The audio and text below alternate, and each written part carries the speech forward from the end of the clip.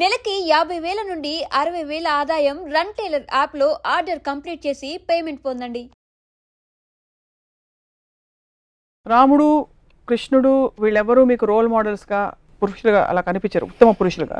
అంటే కృష్ణుడు బెటర్, కృష్ణుడు కొంచెం బెటర్, ఎందుకంటే చాలా మంది గోపికలు కొంచెం రియలిస్టిక్ గా ఉంది. గోపికలు అబద్ధాలు చెప్తాడు, మ్యానిపులేట్ చేస్తారు, నేను ముందు ఆయన చూసాను నేను చూడలేదు, ఇలాంటి అట్లీస్ట్ ఎంటర్టైనింగ్ ఆస్పెక్ట్ ఉంటుంది, కొంచెం మనిషికి దగ్గరగా ఉంటాడు కృష్ణుడు బెటర్ అంటారు రాముడు కంటే.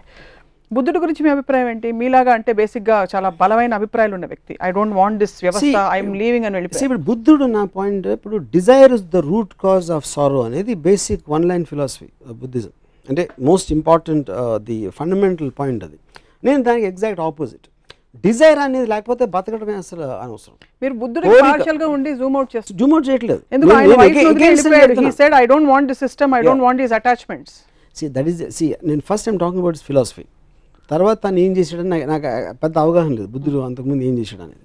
Dzire is the root cause of సారో, అంటే కోరిక ఉంటే కోరిక తీరినప్పుడు మనకి సారోస్ వస్తాయి, కోరిక వదిలే అని చెప్పాడు. కోరిక లేకపోతే బతకటమే అనవసరం అనేది నా philosophy. So I'm the exact opposite of Buddha. But he had a major contribution bringing in peace, message of peace, అవన్నీ మీకు కనిపించవా? I really don't know about that. So ఇప్పుడు మీరు ఈ సమకాలీన పరిస్థితుల్లో ఒక అవతార పురుషుడు, పురాణ పురుషుడు మీరు సినిమా తీయమంటే ఎవరు మీరు తీస్తారు? శకుని. ఐ థింక్ కృష్ణుడు I think is far better example. ఎందుకంటే ఎలిమెంట్స్ ఆఫ్ శకుని ఉన్నాయి కృష్ణుడు దగ్గర, కానీ కృష్ణుడు తెలియదు ఆ విలన్ ఉంది అంటే కొంచెం నాకు, అంటే ఆబ్వియస్లీ మనందరికీ కూడా కృష్ణుడు ఎన్టీఆర్ గారి నుంచి వస్తుంది కాబట్టి నాకు చాలా స్ట్రాంగ్ ఇంప్రెషన్ అండి. ఎవరు ఏమి చెప్తున్నా భీముడు కోపం వస్తూ ఉంటుంది, దుర్యోధనుడు కోపం వస్తూ ఉంటుంది, ఈయన ఒక చిన్న నవ్వుతో, అది యాక్చువల్గా దేవుడు నా దృష్టిలో. ఎందుకంటే అబ్సల్యూట్లీ ఈజ్ అన్ఎమోషనల్ అబౌట్ ఎవ్రీథింగ్. శ్రీకృష్ణుడు నేను ఎప్పుడు కోపంగా చూడలేదు. శ్రీకృష్ణుడు నరికేద్దాం చంపేద్దాం, యుద్ధంలో ఆపేసి ఒక భగవద్గీత అనే ఒక చిన్న క్లాసు అర్జునుడికి ఇవ్వడం, I like that is actual only దేవుడు నాకు తెలిసినంత అబ్జర్వేషన్. మీకు ఒకవేళ బ్రహ్మ, విష్ణు, శివుడు ముగ్గురుతో అపాయింట్మెంట్ ఉంది, కానీ మీరు ice cream 16th part shoot చేస్తూ బిజీగా ఉన్నారు కాబట్టి ఒకళ్ళకే టైం ఇవ్వగలుగుతారు, ఎవరికి ఇస్తారు? అంటే ఇప్పుడు విష్ణు ఇస్ నాకు it's a complex thing, because ఆయన ఎత్తిన అవతారాల్లో నాకు ఎవరు కరెక్ట్ అనేది నాకు తెలియదు. So I don't want take that chance. Brahma అనేది నేను ఎప్పుడు దేవుడిగా చూడలేదు, ఎందుకంటే ఎవరు పూజించరు. బ్రహ్మకు సృష్టించడం కాకుండా వీణ వినటం తప్పిస్తే తను ఇంకేం చేస్తాడో నాకు తెలియదు, అట్లీస్ట్ నాకు ఆ నాలెడ్జ్ లేదు. శివుడు ఐ లైక్ బికాజ్ నాకు getup kind of A power, force అనేది అది ఆస్పెక్ట్. సో వాళ్ళ ముగ్గురే తీసుకుని వాళ్ళు వేసిన అవతారాలు కొంచెం పక్కన పెడితే ఐ థింక్ శివ. కాంట్రాడిక్ట్ అవుతున్నారు కాబట్టి ఐ హ్యావ్ టు ఆస్క్. ఇప్పుడు ఫర్ ఎగ్జాంపుల్ దేవుడు గురించి మాట్లాడుతున్న మన ప్రీవియస్ ఎపిసోడ్లో బ్రహ్మ తప్ప వేరే దేవుడు లేరని చెప్పాడు. క్రియేటర్ నేను చెప్పింది, facilitator is different from creator. మీరు చెప్పారు బ్రహ్మాని, క్రియేట్ చేసినోడు బ్రహ్మ అంటే ఓకే, నాకు బ్రహ్మ అని పిలవండి, దేవుడు అని పిలవండి, సప్న అని పిలవండి, నాకు ఏమి డిఫరెన్స్ లేదు అంటారు. సో ఇప్పుడు క్రియేటర్ అనే దానికి తనకి క్రియేట్ చేసిన తర్వాత నాకు తెలిసి ఏం చేయట్లేదు కాబట్టి నేను మాట్లాడడానికి ఏం లేదు అక్కడ. తర్వాత శివుడు అల్ఖైదా కంటే ఘోరంగా సొంత కొడుకు తలకాయ నరికేశాడు అన్నారు. బట్ శివుడే కలుస్తారు వెళ్ళి, ఎందుకంటే టెర్రరిస్ట్ క్రిమినల్స్ కలవడం నాకు చాలా ఇష్టం కాబట్టి మీకు శివుడు ఆ ఆస్పెక్ట్ వచ్చిందండి. ఓకే, విష్ణు మాత్రం కొంచెం కన్ఫ్యూజ్డ్ అబౌట్. బట్ ఇప్పుడు కృష్ణుడు సెపరేట్ గా తీసుకుంటే నేను కృష్ణుడిని కలుస్తాను. ఇప్పుడు పరిస్థితుల్లో మీకు పురాణాలంతా ఇంత ఇంట్రెస్ట్ కాబట్టి అల్టిమేట్ ఆఫ్ మాస్కులైన్ ఎనర్జీ శివుడు, ultimate of feminine energy Adishakti అని చెప్తుంటారు. ఇప్పుడు సినిమాల్లో సెన్సిబిలిటీస్ మరి మెట్రోసెక్షువల్ అని, అంటే ఆడవాళ్ళు మగవాళ్ళగా కనిపించడం, మగవాళ్ళు ఆడవాళ్ళగా కనిపించడం ఇలా వస్తుంది. ఏమన్నా ప్రాబ్లం ఉందంటారా దీనివల్ల? బికాస్ మీరు ప్యూర్ ఫార్మ్స్ లో ఇష్టపడతారని from what we know of you. First of all I never saw them as ultimate in masculine or feminine. అదే ఒక ఆర్టిస్ట్ ఇంటర్ప్రిటేషన్ ఆఫ్ దట్.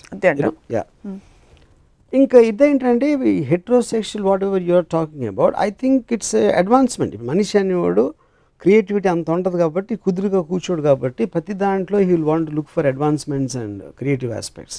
అలా వచ్చింది అది ఇంకా జరుగుతూనే ఉంటుంది. సో మీరు సినిమా తీస్తే will it be on Ramayana or Mahabharata? Definitely Mahabharata. Because more characters, more I mean connectivity and క్యారెక్టర్స్లో చాలా ఏమంటుంది అని గ్రేనెస్ ఉంది. రామాయణంలో రైటర్ కంప్లీట్లీ రాముడి సైడ్ తీసుకుని ఈ just putting all the other characters, ఈడు మంచి ఆడు చెడు ఇద్దరిని డిఫైన్ చేయట్లేదు. అంటే నాకు రావణాసురుడు ఇప్పటి వరకు ఈ శూర్పణఖ ఇష్యూ వచ్చిన తర్వాత అంతకుముందు లంక ప్రజలు రావణాసుడితో హ్యాపీయా కాదా అనేది నాకు ఇంతవరకు అర్థం కాదు. అంటే అమెరికా వచ్చి ఫ్రీడమ్ ఇప్పేస్తుందా లేకపోతే దండయాత్రగా వస్తుందా తెలియదు. సో లంక ప్రజలకి లంకేశ్వరుడు అయితే ఇష్టమైతే అప్పుడు రావణాసురుడు ఎందుకు చెడ్డాడు? కేవలం సీతను ఎత్తుకుపోయినందుక చెల్లెల కోసం, లేకపోతే ఇంకేమైనా చేశాడా తన ప్రజలు కానీ వేరే దేశాలు కానీ అనే క్లారిటీ నాకు, అలాంటి క్లారిటీ లేని చాలా ఉన్నాయి రామాయణంలో నాకు. అందుకని I have not connected to that. But Mahabharatam very much I'm connected because it all related to normal people. చిన్నప్పుడు మీకు ఎవరైనా పురాణ గాథలు పెద్దవాళ్ళు కథలు చెప్తుంటారు ఇంట్లో, మిమ్మల్ని నిద్రపుచ్చుతో చెప్పడం, ఇంట్లో అమ్మమ్మ కానీ నాయనమ్మ గారి అలా ఆంట్స్ కానీ ఏమైనా చేశారా? లేక మీరు మై గ్రాండ్ మదర్ ఇందాక చెప్పాను కదా ఏదో ఎపిసోడ్లో రామాయణం గురించి keep on telling me. Ramayanam గురించి చెప్పేవారు, రామకోట రాసేవారని చెప్పారు. ఆవిడ చెప్పేవారు రామాయణం గురించి. రామాయణం కథ ఆవిడ దగ్గర విన్నారు, విని ఎందుకు నేర్చుకోకూడదో తెలుసుకున్నాను. దశావతారాలు 10 ఉన్నాయి, 11వది ఉంటే ఎవరు అవుతారు? 11దా? సపోజ్ దశావతారాల తర్వాత ఇంకో అవతారం ఉంటే ఎలా ఉంటుంది అనుకుంటున్నారు? Maybe NTR the human being. NT రామావతారం. నాకు అందరి దేవుళ్ళు కానీ ఎక్కువ ఎన్టీఆర్ కనెక్ట్ అయ్యాను. ఆయన చేసిన మూలానో వాట్ ఎవర్ మూల, even as a political person, as a politician, as a human being. As a human being I felt that he has far more better qualities than Rama and Krishna, original Rama and Krishna. Like for example, everything, like the way he speaks or the way he comes across, whatever it is. పురాణాలు కేవలం ఇది role models అంత hype లేకపోతే, కేవలం కథల్ని వాస్తవాలుగా చూడగలిగితే వాటికి తావు ఉందని మీరు అనుకుంటున్నారు? అలాంటి స్టోరీస్ పురాణాలకి దేవుడు కనెక్షను లేకపోతే ఏముంటుందని ఒక లార్జర్ దెన్ లైఫ్ ఆస్పెక్ట్, దైవత్వం లేని ఆస్పెక్ట్లో కేవలం కథలుగా వస్తే నాకు తెలిసి బి గ్రేడ్ సినిమా ప్రొడ్యూసర్ కూడా దాన్ని యాక్సెప్ట్ చేయడు. అంత లాజిక్ లేని అబ్సల్యూట్ క్లారిటీ లేని కథలే. ఇప్పుడు ఫర్ ఎగ్జాంపుల్ ఎపిసోడ్ చూసిన తర్వాత విశ్వ హిందూ పరిషత్ వాళ్ళు వచ్చి మీ మీద దండయాత్రకు వచ్చి మిమ్మల్ని మీతో ఒక డిబేట్కి రెడీ అంటే మీరు రెడీయా? ఇప్పుడు విశ్వ హిందూ పరిషత్ ఎవరు నాకు తెలియదు. ఫస్ట్ ఆఫ్ ఆల్ నా పాయింట్ ఎవరైనా కానీ, ఇప్పుడు నేను ఇందాక ఒకటి చెప్పాను, నేను I don't claim to be an expert on Ramayanam. నేను ఒక మామూలుడికి ఆ పురాణాల గురించి ఎంత తెలుసు నాకు అంతే తెలుసు. దాని గురించి నేను మాట్లాడతాను. అప్పుడు దానికి ఎక్స్ప్లెనేషన్ చేస్తా. నీకు అర్థం అవ్వంది ఏంటంటే శివుడు తన కొడుకుని ఎందుకు చంపాడు, తల నరికి ఏనుగు తల ఎందుకు పెట్టాడు, తన కొడుకు తల ఎందుకు పెట్టలేకపోయాడు అనే దానికి ఎక్స్ప్లెనేషన్ నాకు ఇస్తే I will very happily listen. I will be very glad. I might go and join Hindu Parishad. Join అవుతా నాకు సాటిస్ఫాక్టరీ ఆన్సర్ ఇస్తాయి.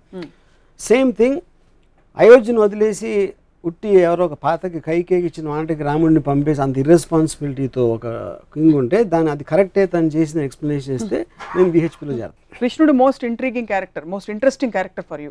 స్త్రీ క్యారెక్టర్స్లో who is the most interesting character for you in the Puranas?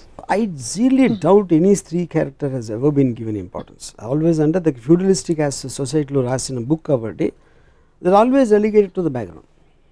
నేను ఎప్పుడు ఏ క్యారెక్టర్ కూడా, అంటే మహాభారతంలో టు ఎన్ ఎక్స్టెంట్ జరిగి ఉండొచ్చు అది, బట్ నేను రామాయణంలో మాత్రం అసలు నాకు గుర్తు కూడా. రిమోట్ కంట్రోల్స్ అని స్త్రీల దగ్గర ఉన్నాయి, కైకే దగ్గర ఉంది ఒక పక్క, సీతమ్మ వారి వల్లే మొత్తం అసలు రామాయణం. అంటే అది ఇన్స్టిగేటర్ ఆస్పెక్ట్కి మూవ్ చేసిన దానికి ఒక మనం రోల్ మోడల్స్ గురించి మాట్లాడతాం. రోల్ మోడల్స్ అనే దగ్గర స్త్రీలు ఎప్పుడు నాకు ఎక్కడ కనపడలేదు. సీతమ్మ వారి సహనానికి ప్రతీక, భూదేవ్ అంతటి సహనం సీతమ్మ వారిది. ఎలాగా అంటే అప్పుడు ఏంటంటే దాన్ని రాసింది నేను ఏం చేసినా పడి ఉండాలి అని మగోడు ఒక స్త్రీని నొక్కి పట్టించడానికి ఒక సీతమ్మ వారి ఒక ఎగ్జాంపుల్ ఇచ్చి ట్రై చేశారు ఫ్యూడల్ కైండ్లో. I think that is what it is. So it's not relevant now. It is not relevant. It should not be relevant. What should she have? ఇప్పుడు నాకు ఒక normal average Indian housewife she behaves like Sita. I think it is slavery. It is slavery. ఏం చేస్తుంటారు ఇప్పుడు modern Ramayanam జరుగుతుంది, తను ఊరుకోదు ఇలా చేస్తే. ఎవరైనా ఎత్తుకుపోయారండి. ఇప్పుడు ఏ స్త్రీ అయినా వచ్చేసి అడవికి వెళ్ళిపోతే అని భార్య మీరు వెళ్ళిపోతే నేను వచ్చేస్తాను వెనకాలంటదా? ఎందుకు మీరు అడగాలని ప్రవోక్ చేస్తుంది కదా ఎవరైనా. అంటే అప్పుడు ప్రవోక్ చేయకపోతే పతివ్రత కదా. ఏ ఇంట్లో కూడా మన కుటుంబం మనం చూసుకోవాలి ఎవరైనా సరే అనేది ఒక థర్డ్ అబ్జర్వేషన్ ఇవ్వటం అనేది ఏ భార్యకైనా తన రెస్పాన్సిబిలిటీ. అంతేగాని భర్త ఎవరిదో మాట వినేసాడని తను వెనక నోరు మూసుకుని వెళ్ళిపోయి ఒక బొమ్మలా ఉంటే there is no personality in that person. అది మోడర్న్ ఇప్పటి రోజుల్లో వాట్ ఎవర్. కానీ అక్కడి నుంచి మనం ఇక్కడికి వచ్చాం కదా రోల్ మోడల్ అంటే. ఎందుకంటే with time and with we understood it is wrong. So in brief these characters from the Puranas are not relevant in these days and even they don't even make great stories. They were never relevant. అదేదో books లో మనం మాట్లాడి భజన చేసుకోవడానికి ఉంటుంది. Practically you cannot apply. And they never applied also. ఏ స్త్రీ కూడా సీతను రోల్ మోడల్గా తీసుకోలేదు 100% ఐఎమ్ షూర్. సీతని పూజించవచ్చు బ్లైండ్గా, ఏం అర్థం చేసుకోకుండా. కానీ ఇంటికి వచ్చి సీతలా ఉండడం మాత్రం జరగదు. సీతమ్మ వారిని రాముడితో పాటు రాముడి పత్నిగా పూజిస్తారు, విడిగా ఎవరు పూజించారు. ఫస్ట్ ఆఫ్ ఆల్ మీరు అన్నది రైటే. సో ఎనీ అదర్ క్యారెక్టర్ మహాభారతంలో ఎవరు మీకు అసలు? Nothing comes to my mind. Nothing comes to your mind. So it was always a male dominated. Yeah, because it is written in feudalist times. Yeah, which is not relevant in democracy. నిజంగానే అవతార పురుషులు అంటారు, అవతార స్త్రీలను ఎందుకు అనరు? అది point. So what would you like to tell our viewers Varma గారు అబౌట్ ఇప్పుడు ఇంత డిస్కషన్? అంటే ఇది directly connected to life. This is all related again to God or anything super aspect. So I don't think the answer will be very different. నా point ఏంటంటే, మీకు చదివారు, మీకు ఆనందం వస్తుంది, మంచి మ్యూజిక్ పీస్ అన్నారు, దాంట్లో ఏమైనా అర్థం చేసుకోవాల్సిన అవసరం లేదు. ఆ తర్వాత రాముల వారు ఇలా వెళ్ళారు, రాముల వారు భద్రాచలం వెళ్ళారు అని వినటానికి మీకు బాగుంటే దట్ ఈస్ యువర్ కాల్. మీ ఎలాంటి మ్యూజిక్ ఇష్టం, ఎలాంటి కథ ఇష్టం అనేది మీ సెన్సిబిలిటీ, మీ ఎక్స్పోజర్, మీ ఐక్యూ లెవెల్ అలాంటి రకరకాల ఆటల మీద ఆధారపడి ఉంటుంది. కానీ పాయింట్ ఏంటంటే, మీరు పూజించే ఒక గ్రంథం, మీరు పూజించే పురాణ పురుషులు అసలు నిజంగా ఆ పూజలకి అర్హుల అనేది క్వశ్చన్ చేసుకుంటాం అనేది ప్రోగ్రెషన్కి సింబల్. అది ఒకటి నేను చెప్పేది. ప్రోగ్రెషన్ అన్నారు కాబట్టి ఈ క్వశ్చన్ అడుగుతున్నాను. అప్పట్లోనే పురాణాల్లో progressive thoughts, for example homosexuality లాంటి కొన్ని బలమైన, ఇప్పుడు ఇంకా వివాదాస్పదం అవుతున్న కొన్ని అంశాలు అప్పుడే ప్రస్తావించారు. అప్పుడు ప్రోగ్రెసివ్ టైమ్స్ కాదంటారు. అయితే ఇప్పుడు అది ప్రస్తావించి తర్వాత వెనక్కి ఎందుకు వచ్చామన్న, పుష్పక విమానం కట్టేసి ఎయిర్ ఇండియాకి వచ్చి అప్పుడు అది చెప్పి ఇప్పుడు కూడా సెక్షువల్ రిప్రెషన్ పెట్టి అప్పుడు అక్కడ ఏదో మనం టెలిస్కోప్ దిక్సూచి ఉంది అని చెప్పి ఇటలీ అమెరికా కనిపెట్టిన 40 సంవత్సరాలకి మన దేశానికి వచ్చి అక్కడ కనిపెట్టి అక్కడ ఎందుకు ఆపేసి, ఎందుకంటే మనం కనిపెట్టలే, ఇది అదేమీ లేదు, అది ఎవరో రాసుకున్నారు. ఆ పర్టికులర్ రాసిన అతను తనకి గే ఫీలింగ్స్ ఉంటే తను రాసేసి ఉంటాడు. But that doesn't mean it is representative of the society. ఆ పర్టికులర్ సొసైటీకి రిప్రజెంటేటివ్ అని అనుకోకూడదు.